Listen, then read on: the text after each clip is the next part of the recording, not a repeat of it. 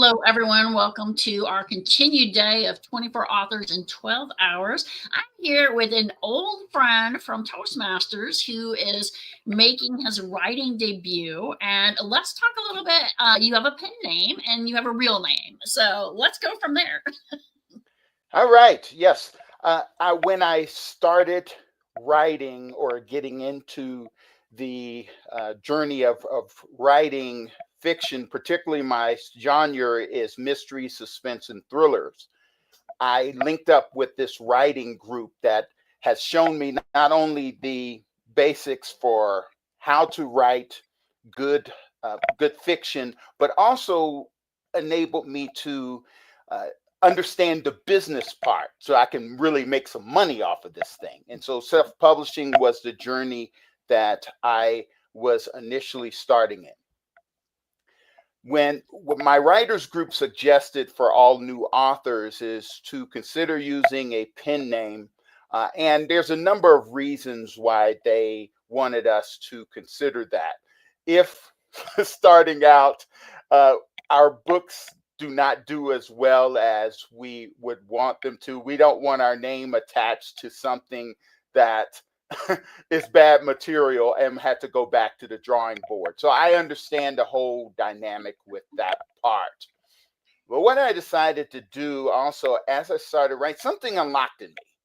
And I looked at that what I am writing is more in line with the type of books that I enjoy reading. Since I started reading novels regularly around 2019, I have read nearly 300 novels, and about 90% of those, I would say even 97% of those books are suspense, thriller, mystery types of novels. And because I have such a love for that genre, I wanted to write the kind of books that I love to read. And so, with that, as I started writing, I was initially going with short stories to kind of test the waters.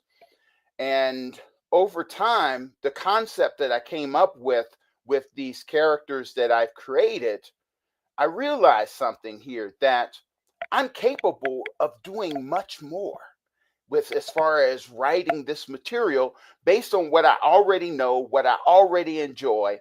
And if I write something, I really wanted to put the passion into it. And so as I started writing, it went from a short story to a full length novel. As of this date, I have successfully completed three full length novels and one short story. And the short story is used primarily for marketing purposes in the lead magnet. So I've kept it as such. And so as I started writing as a full length novel, I realized something that I needed to think bigger. Self publishing, this is bigger than self publishing for me.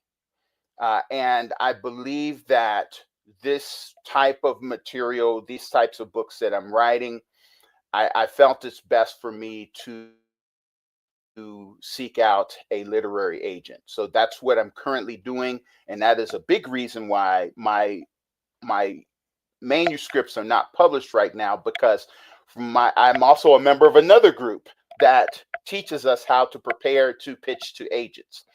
And they told me that on average, suspense thrillers are usually a minimum of 70,000 words per manuscript. And so I knew I needed to go from 20,000 or 25 to 30,000 that I initially had these books to 70,000.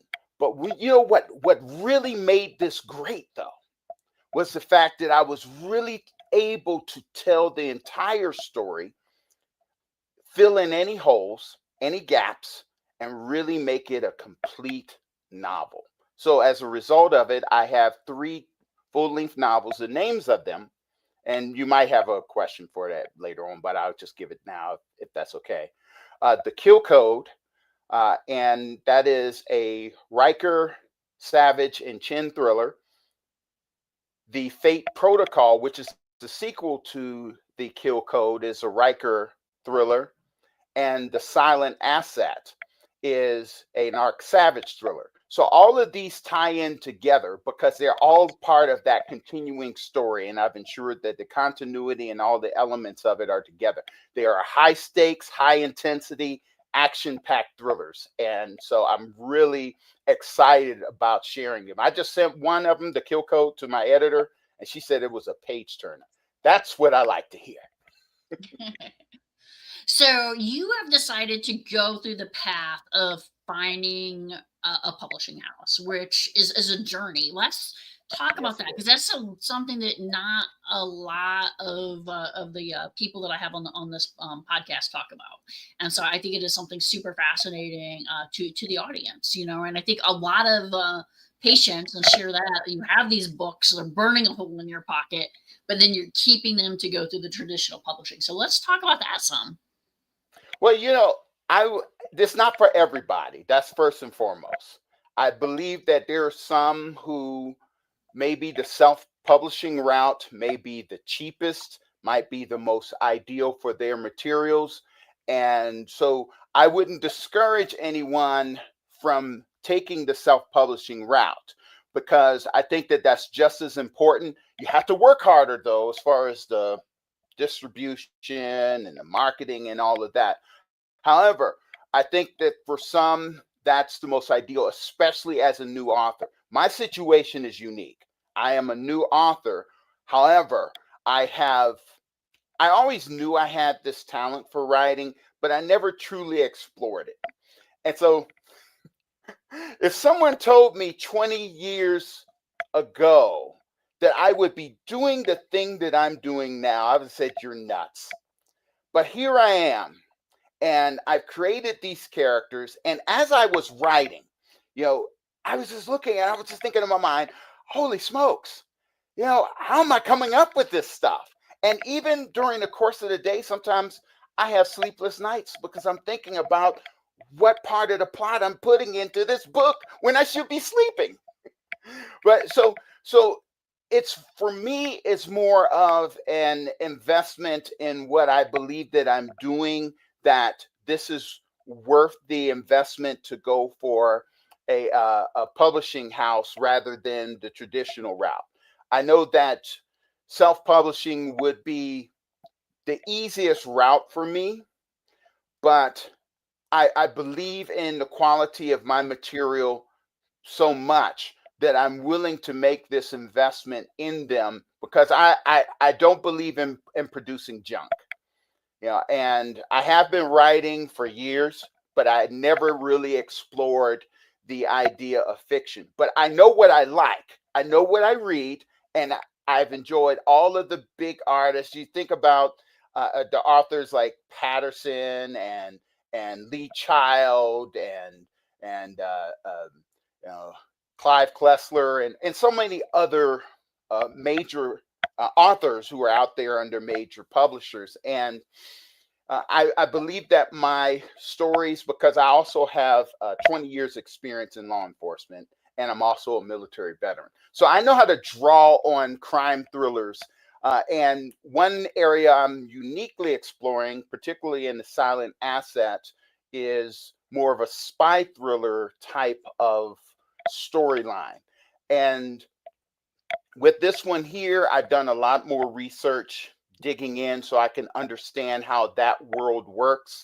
And also, I've read a lot of spy thrillers, and I'm a big fan of those as well as movies and other elements. So I do kind of take a little bit from that world and I put it in the silent asset. And if you enjoy Mission Impossible, if you enjoy um, Jason Bourne and some of those other types of thrillers, it's right in line with that. So if readers love those types of books, that kind of genre, I am certain that they will love The Silent Asset. And I won't go into too much detail with it to give it away, but believe me, you will not be disappointed and you certainly won't be bored reading these books. So we're talking this month about the importance too of reading that inspires the writing. And I don't know if you're aware, but this week is Banned Book Week. And so, I always say, like, for my newest book, I'm hoping it ends up on a banned book list one day. That would be like my ultimate goal. What particular writing inspired you? You kind of touched on that a little bit, but let's pull that thread a bit more. What has inspired me, particularly drawing on my roots, being in law enforcement. I love great cop shows. I've enjoyed great crime thrillers.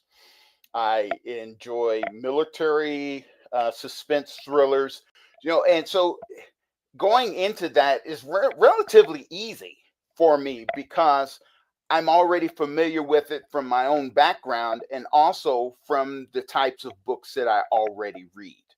And I'm really into it when an author takes me on the journey, and then I'm thinking it's going to go this way, and then they throw some kind of plot twist in there or something unexpected. I really love that kind of thing. Or when it looks like that all hope is lost, and then all of a sudden, somewhere out of nowhere, a rescue comes or something. I love that kind of stuff, and that's the kind of content I particularly enjoy. When I wrote these books, I wanted that kind of element in the books that I write, because I would think in my mind I wanted to write it in a manner in which if I did not write it, I would still read it. And so if I'm not drawn to read my own material, then I'm really wasting my time.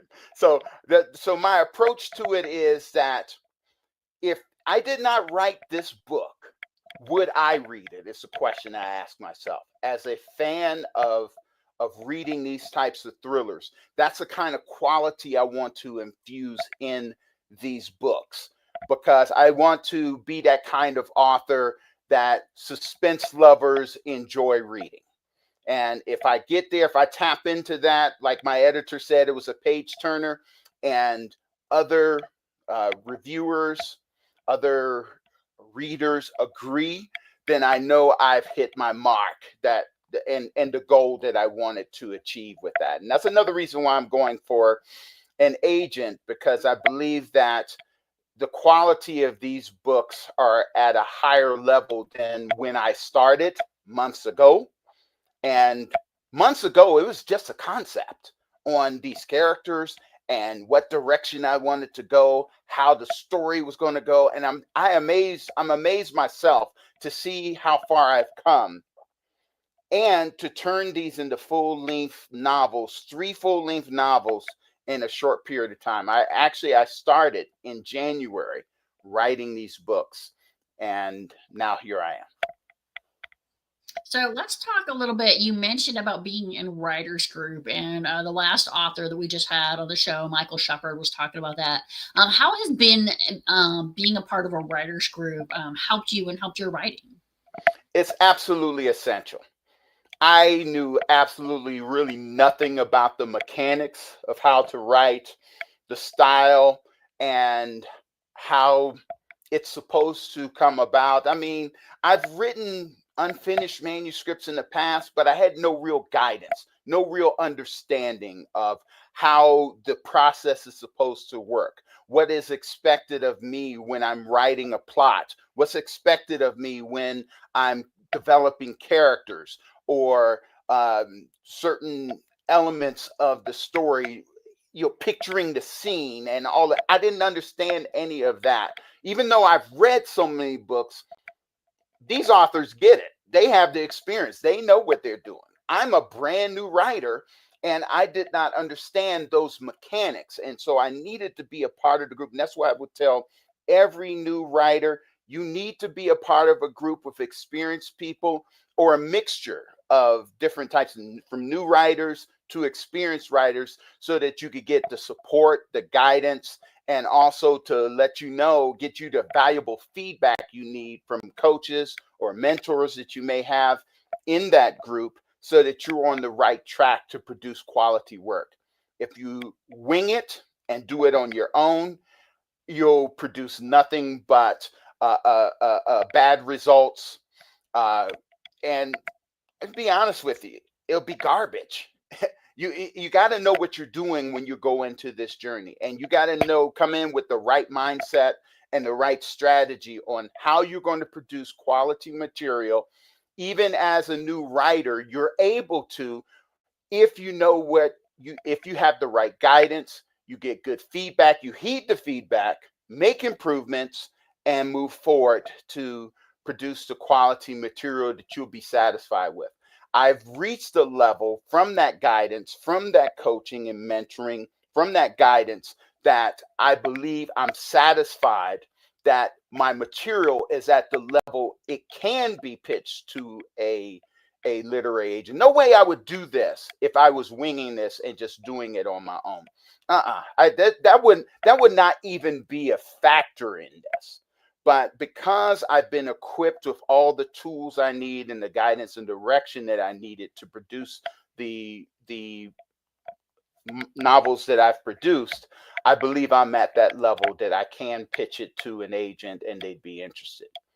Now, and it's not that I'm coming across as overconfident or arrogant or hyperbolic. It's just that I know that everything that I've learned as a student of how to write is enables me to be in the position that I'm in to be able to move forward in that direction. Now, I think some really good points, and as somebody who's been in multiple writing groups, I think it takes a lot. Also, as somebody who coaches, everyone has to go on their own path on publishing, and in no way, I mean, I work with a lot of indie authors and people who go to small publishing houses or hybrid, and I think everybody has a route that works best for them and why they choose that. I think the importance of interacting and getting that feedback is essential, though. And no matter what, who you want to go through, whether it's a traditional publishing house or not, having that interaction, getting feedback, having a coach or having a whole team of coaches, having multiple writing groups, as you mentioned, these are all like very important aspects of writing, and one thing I love about social media is that, we can have these online forums and stuff and share. And one of the great things, like later on in the show, we're going to have a bunch of authors who are in Australia, right? And last time I think I had an author from India, another one who was from the UK. And one of the wonderful things is in virtual world, you can connect to people. Daryl, you're out there in Colorado, and we met in physical space many, many years ago when I was based out there. Mm-hmm. And so, well, one of the things as you were talking, I was thinking about one important element also that I hear both in my writers group and also the group I'm working with as far as exploring literary agents. You really have to know your genre. In talking with my writers group, many of them are in paranormal, fantasy, romance, and other types of genres, which are great for them.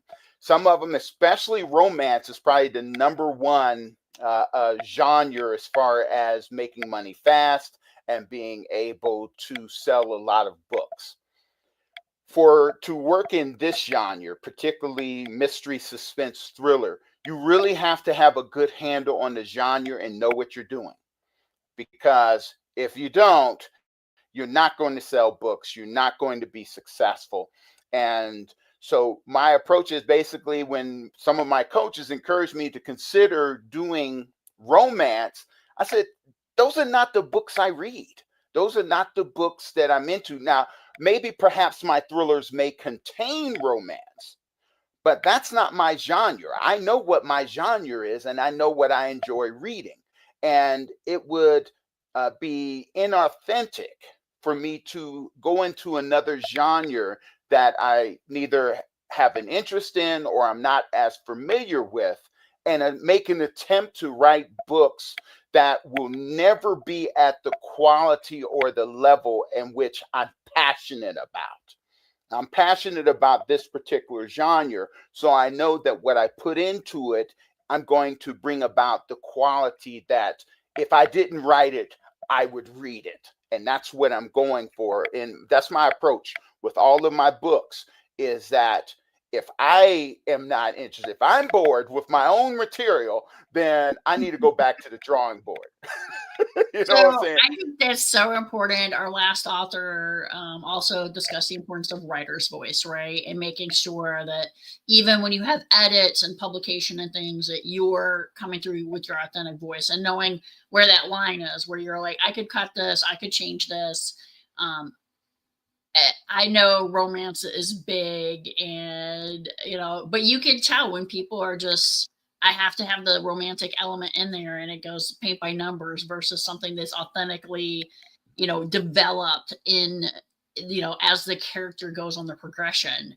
Mm-hmm. Um, One of my pet peeves is somebody's getting divorced, and like 2 weeks later they're in love with someone else, and I'm like, well, I don't think that's a very authentic story at this point. Like, let's Mm-mm. give them a story, and then if it's 6 months, a year later, then now you're developing that in, right? And so I think Mm-hmm. having those really organic stories is important. We are getting to the point of wrapping up. I can't believe how quickly this has gone by. I do want to share some stuff. I'm going to put it in the chats on ways that people can reach out to us at 24 authors in 12 hours. We do have merchandise like this really wonderful coffee mug that I have. There's also some other materials, and we also accept donations. This is an author helping author event, and our goal from it is just to raise awareness, to make sure people know, like, there is all kinds of different writers out there, different ways of getting your writing out there. But one of the most important thing for writers is to be able to share what they're doing, and also the importance of getting the reviews. Reviews are so incredibly important to all the authors. If you're when Daryl Linc's books comes out, I definitely want to make sure people are out there leaving it. The other thing is as Daryl's books comes out, I will make sure that we give updates, that we're putting the links on the site, maybe even doing like a quick follow-up. Anything else you want to share as we wind down here at the bottom of the hour? Well, one of the things I want to share is that I really hope that all of you suspense lovers out there will consider watching for and reading my upcoming books. They will be The Kill Code, and Linc Powers is my pen name. There is the sequel to it, which is The Fate Protocol, which is a Darren Riker thriller, and also the spy thriller known as The Silent Asset. And then, as far as chronologically, Kill Code is the first to read. I recommend. Next is The Silent Asset, and then third is The Fate Protocol. So between Great. all of those, I think that the readers would be very delighted in reading all three of those. Yeah, and once those are out, let me know, and we can make sure that we get those shared out to the audience. Best of luck as you go forward on your publication journey. I know that it is a continued journey, and looking forward to seeing your final products, because I know that you spent all this time and months. And once you get these out, are there future books that you want to be working Oh, on?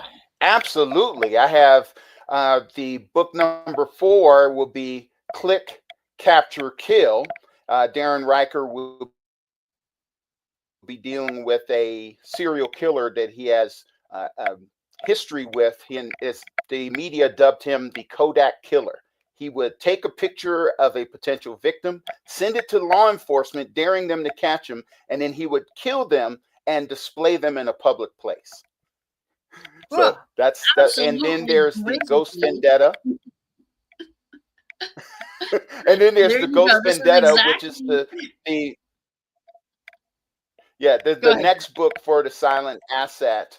I have an unnamed third book, so for The Silent Asset as well. But these are books I have already waiting in the wings. I have the plots together for them. All I need to do now is just make them full length, and they'll be ready to go. But I want to get these ready to go for a book deal, and uh, two of the books mainly is Kill Code and Silent Asset are the ones that I'm pitching to a potential agent. So once I get those rolling, get a book deal, I'm going to be full speed ahead. I may just drop my papers because, as you know, I'm a federal employee. And so with the shutdown going on, maybe it's just time I drop my papers and retire and just do this full time. It'll be much more fulfilling anyway. Yeah, I will tell you, I appreciate that. We're going to go ahead and close with that note. And please like, please share, please subscribe. And this will also get loaded up on our Spotify in another week or so. Thanks a lot, everyone. Thank you.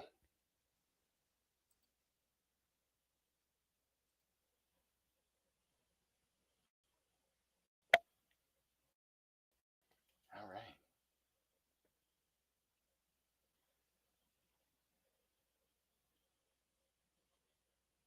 Make sure.